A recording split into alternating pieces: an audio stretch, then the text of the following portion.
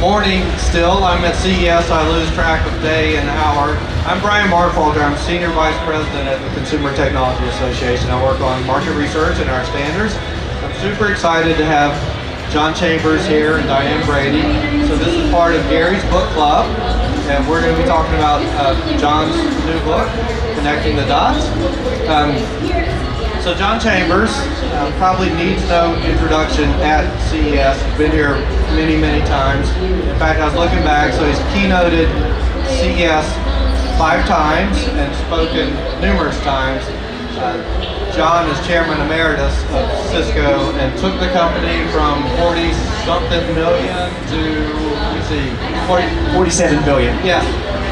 John's a numbers guy, right? So, and Diane Brady assisted with the book. It is a journalist, and was written for Wall Street Journal and Bloomberg, so we'll get their perspective. I'm sure that was quite an experience writing your first, and as John said, only my last. Yeah. Much harder than I ever thought it would be. So I think there's 2 kind of authors. There's the, I'll only do that one time, it's like building a house, right? And then there's some get the bug. But anyway, so let's dive in. Let's get some perspective from John. So first of all, what are you doing? Why the book? Why now? You're Chairman Emeritus, so you've been out of Cisco for 3 years?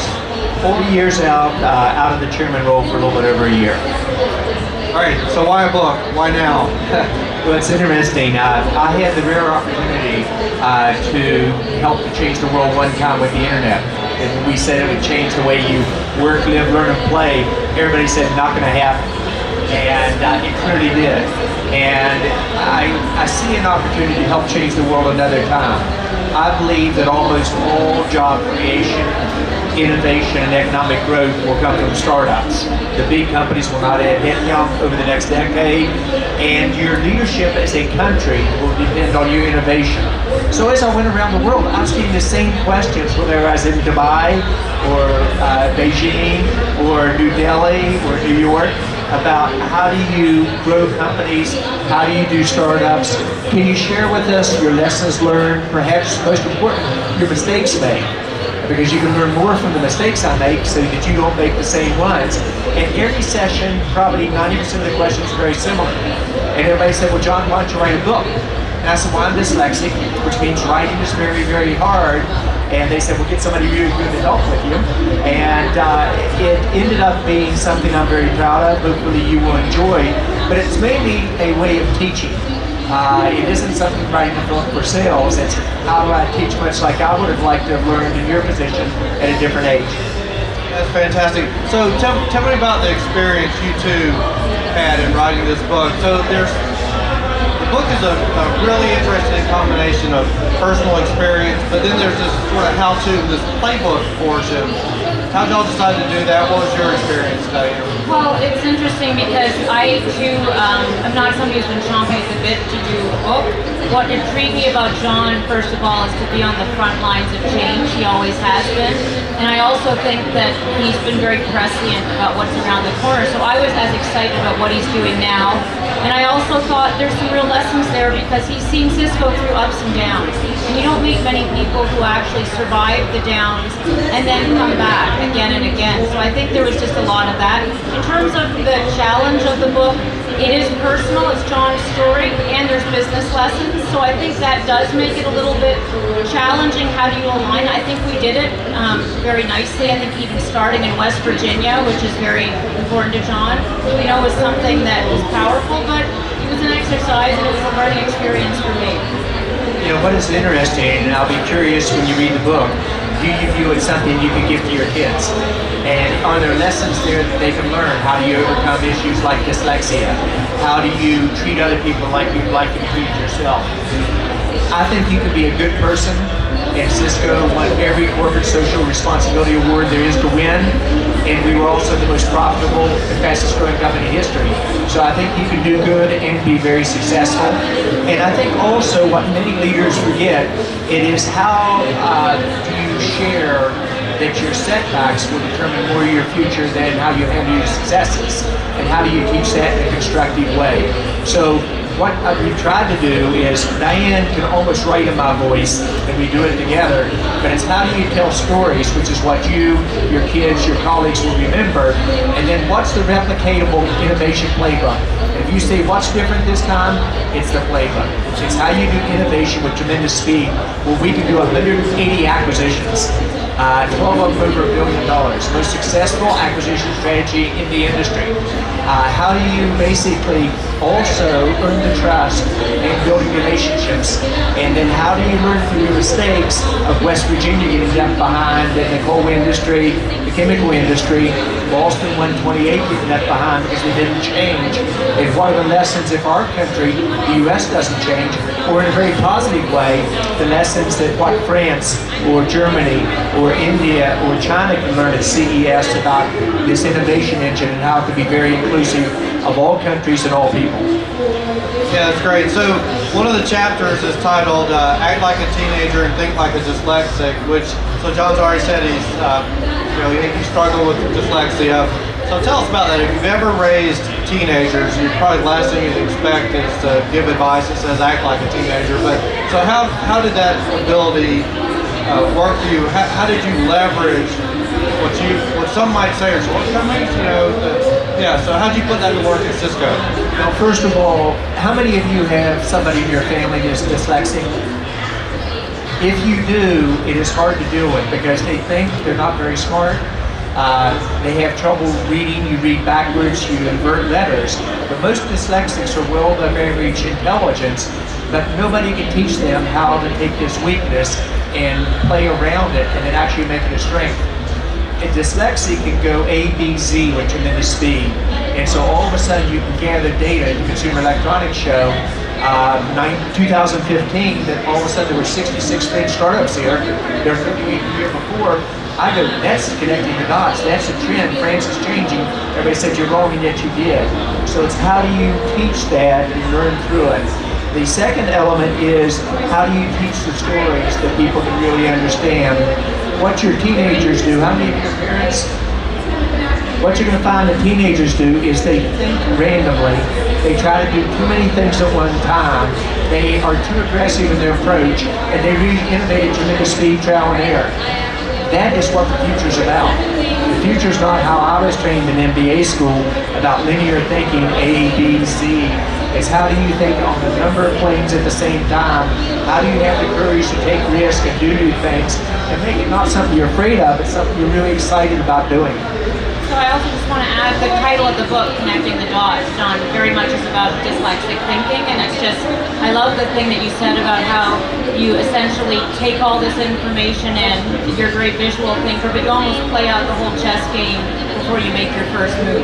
I think that was very powerful, and that was something we wanted to capture in the book. So an example of where Diane's leading me, if you're going to do something important in your personal life or your business life, before you make your first move on that, in the chess game if you will, you want to write the press release or what the outcome or the game results you want. And then you want to almost work forwards and backwards. What are the key steps you have to do to get there? It's amazing how many leaders or parents or kids, they basically make it a move or two at a time, say what did my opposition do or my competition, and then make another couple moves. Success, it is so easy to beat your competitors or to achieve things in life other people can't be done. When you plan out the whole game, you connect the dots when technology and business transitions come together, and you say, here's how it's going to change the world. When I said the internet was going to change the way you work, live, learn, and play, everybody said you're a router company and only geeks use it, when in fact it was the reverse. And so it's the ability to connect those dots that makes such a difference. Yep. So CES, you're back again. I don't know how many, but many. 20. All right, there we go. I'm probably close. I'm behind you a little bit, maybe.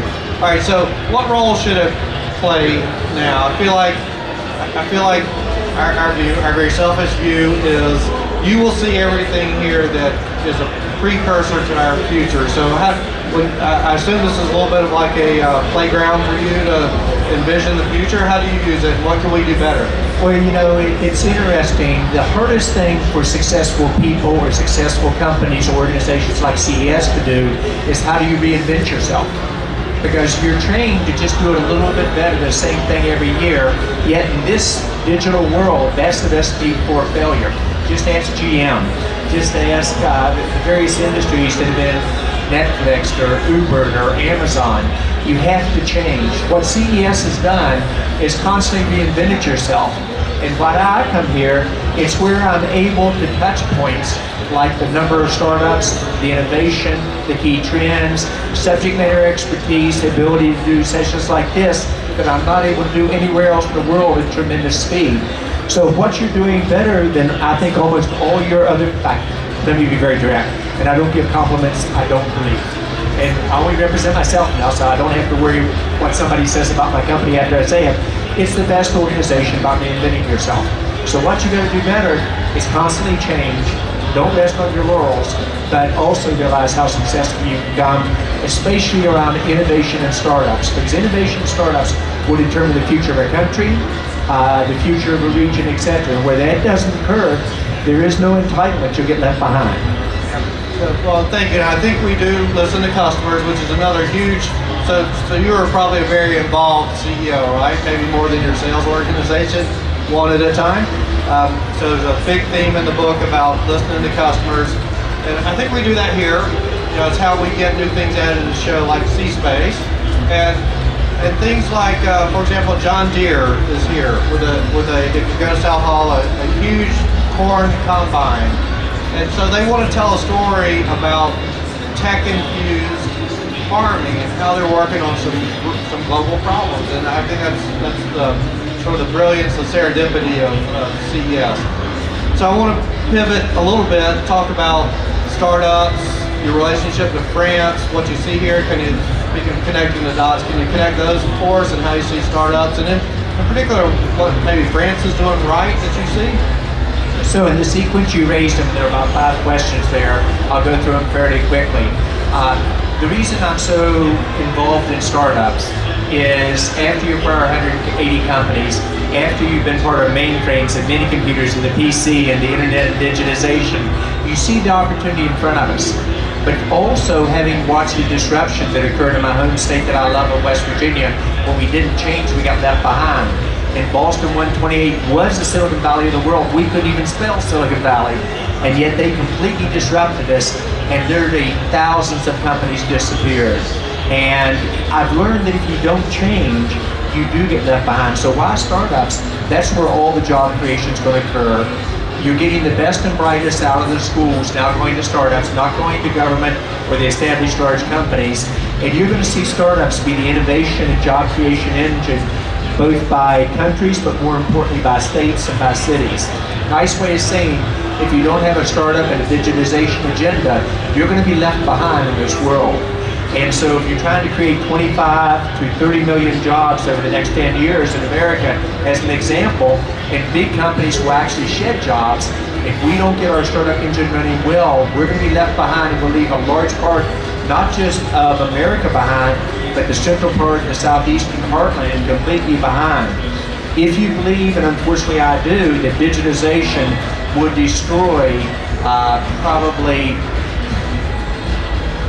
40% of the jobs that exist today, if you don't find new industries and new segments to displace those jobs, you're going to have unemployment problems, you're going to have average household income go down, not up. And so the ability to do that, and I'm good at connecting the dots. I have lots of limitations. Dan knows those. We won't talk about those today.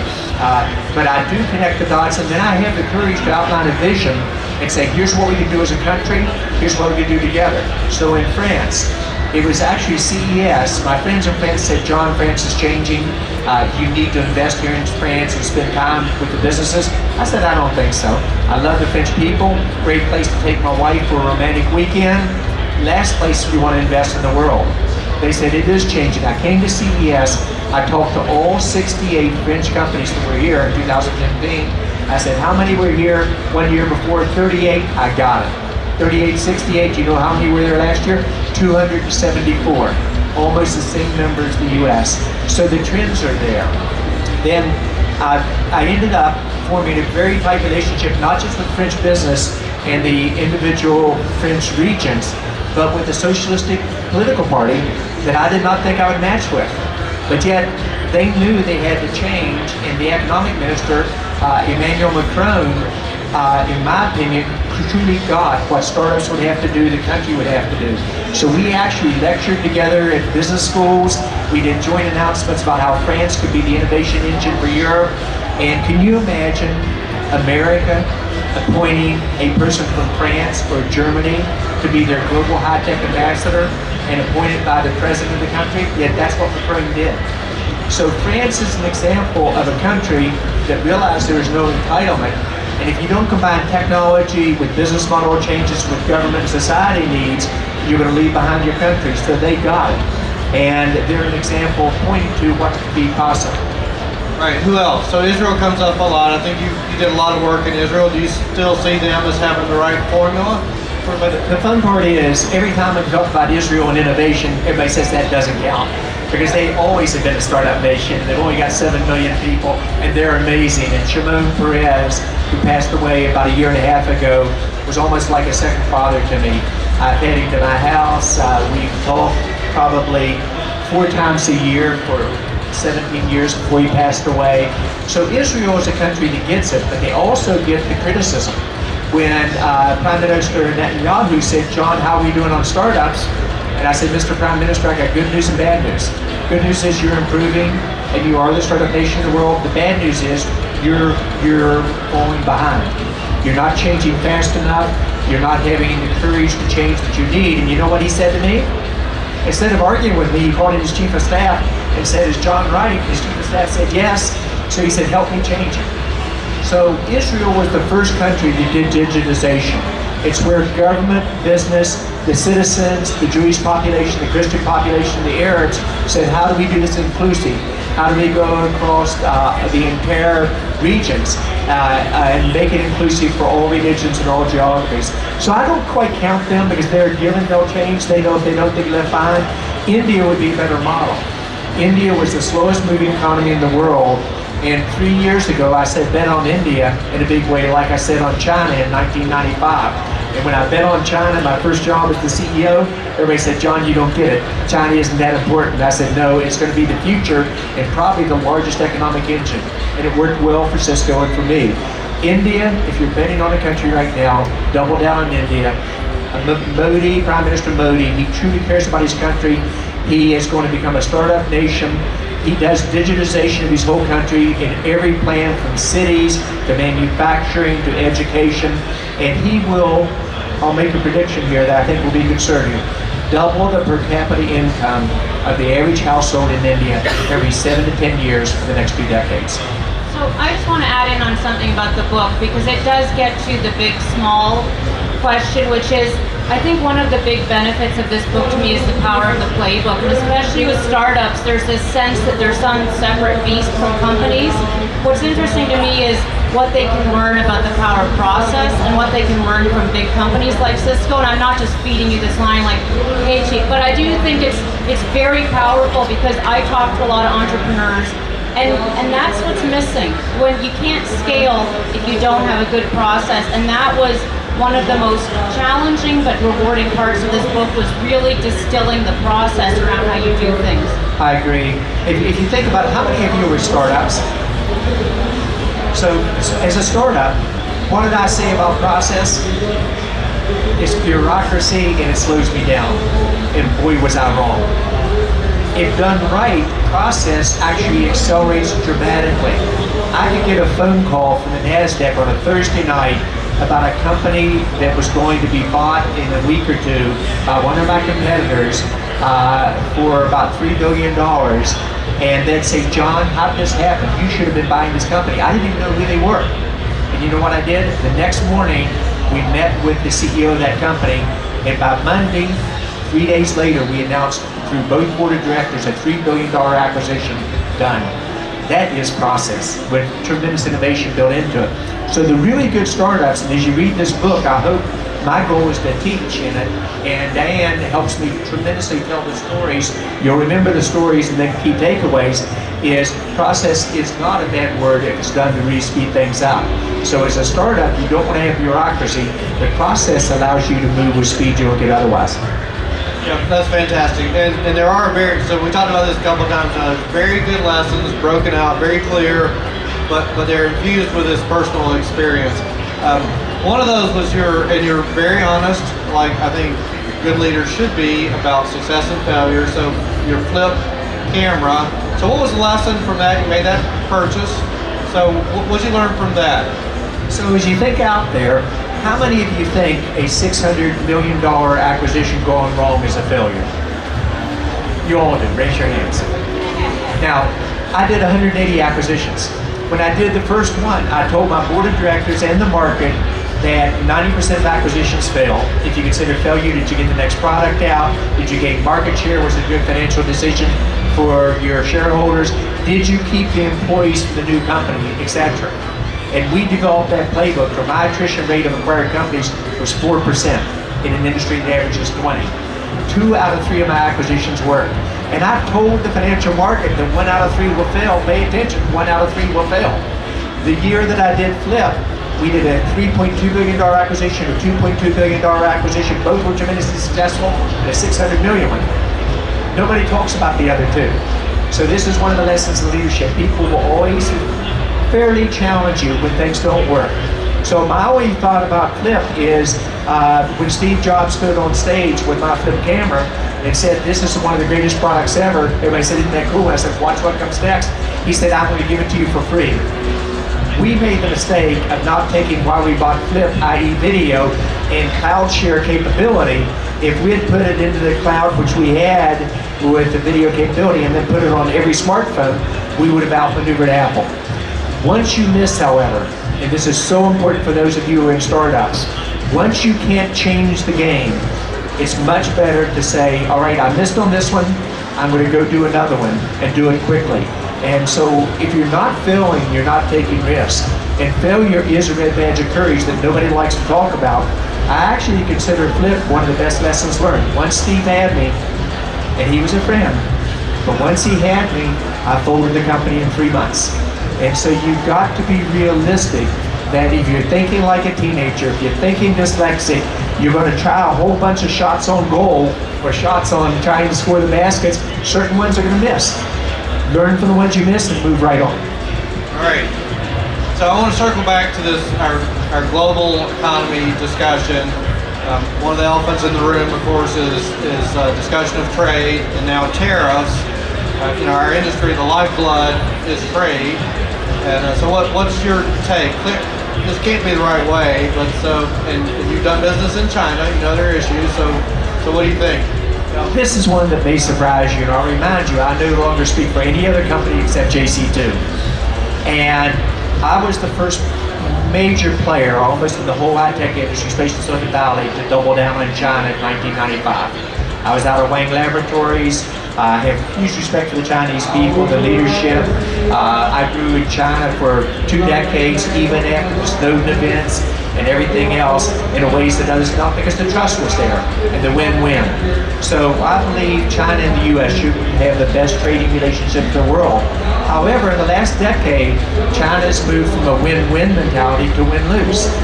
And it has to get back to win-win. The American companies are not treated fairly in China. That's pretty consistent across the majority of high-tech companies. You've got to have intellectual protection. You can't have your products stolen, etc. And I think it's in China's best interest to find a way to solve this. So I wish we'd had a more gentle landing to addressing the issue, but it needed to be addressed. The trade deficit is the scorecard of how poorly American companies are allowed to compete in China versus Chinese companies here. When 10 years ago, the deficit was about 100 billion. In other words, they bought 100 billion US goods, we bought 200 billion in China. That was okay as long as we grew together. Guess what today the delta is? Almost 400 billion.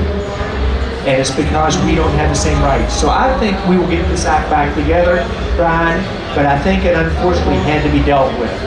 On trade as a whole, I'm a believer in open trade, high-tech communications, so I'm a huge believer in globalization, and if done right, the positive effects it can be as opposed to the negative. When something isn't fair, you've got to address it. All right, there you go. So I want to zoom back in. You mentioned JC2 Ventures. So where are you going? What startups are you looking at? And I don't know if you'll just like tell us your playbook and what you see as the trends that you're excited about for startups. Sure. This is the fun part because I've seen the movie so many times. It's pretty easy for me to say what the playbook will be. I had 6 basic moves I made when we did acquisitions. That's what people teach at Stanford and at Harvard in terms of how you do acquisitions or a playbook. I think even Oracle would say they learned from, in fact, Safran would say it. They use the Cisco playbook. On my startups, it's very simple. First, the big picture, that's where innovation, job creation is going to occur, etc., and economic growth. But what I look for specifically, number one, is a market that is in transition, both business or government model, combined with a technology transition. And where the two come together, that's where you have the chance to do some amazing things. Second is I look purely at the young CEO. And young is a mental state as opposed to an age state. And are they really wicked smart? Do they have dreams and aspirations that I think are doable? And are they coachable? Third thing I look at, there's only one Steve Jobs. He just somehow knew what to build. And most mere mortals, my customers always told me who to buy and what to build. So I look at the company lighthouse customers they have, and do those customers really trust them? Do they listen to the products, requirements the customers give them, etc.? Then I look, can be the number 1 or number 2 in the industry. I can use the word now, I could use Cisco, can they dominate their industry, even though they might only be 50 people? Do they have the chance to be the power on that? And then how close to an inflection point? So things that I'm heavily involved in, customer experience, because most companies, big or small, don't treat their customers very well. They think they do.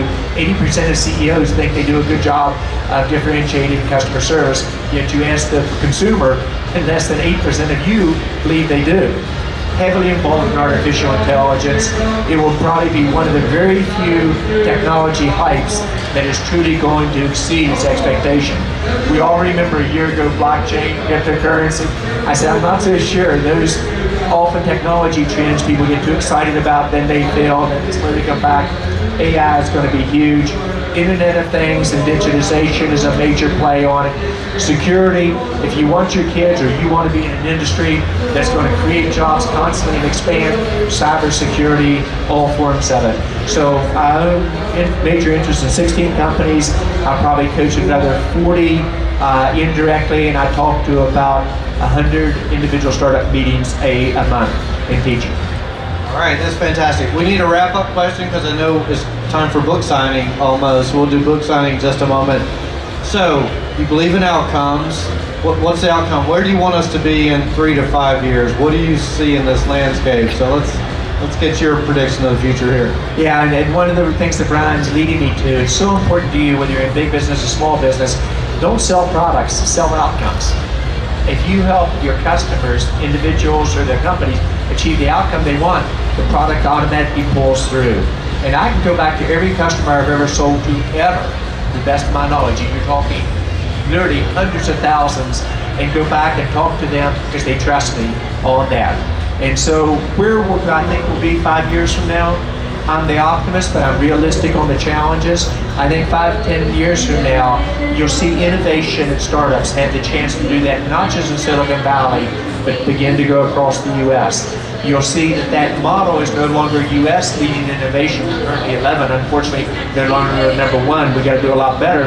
But every country, whether you're in Israel or in India or in China or France, realizes that they do this right, they can really change the status, their income, the job creation, the average household take home, etc. You can be inclusive. So I'm the optimist here. Are there going to be bumps along the way? Absolutely. Is there a battle between tech for good and tech for bad that is almost a stalemate now? And remember, for the 20 years I had at Cisco, tech was always viewed for good. Didn't matter what country you were in the world or others. I think the large high-tech leaders today have to be very careful. It's not about just making profits and market share. It's about giving back and being inclusive and being transparent. So I think we're going to get through those hurdles. There are probably going to be some bumps along the way, like the terrorist question you asked me. But I'm the optimist that technology will change the income, the job creation, the standard of living for you and your kids as you go forward. Dan, last word? I always liked your message, disrupt or be disrupted. grow or die. All right, there we go. So join me in thanking John and Diane for this session.